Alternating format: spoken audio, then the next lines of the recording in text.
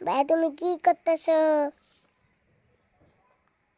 ভাইয়া পড়তেছি, বই পড়তেছি। দেখছো বই? দেখি। এই বইটার নাম হচ্ছে যদি সম্মানিত হতে চান।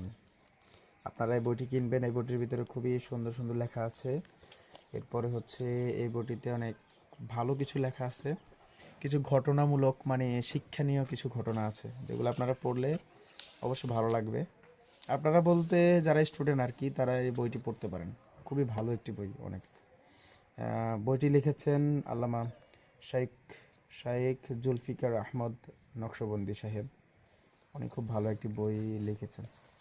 তুমি আমার ভিডিও করতেছো? হুম। আমি তোমার একটু ভিডিও করি। তুমি এখন কি করা দরকার? তোমার এখন ঘুমানো দরকার না? হুম। তো তুমি ঘুমাচ্ছ না কেন? ঘুমাবা কখন? রাত খেয়ে যাও? কখন রাত খেয়ে যাও? এখন।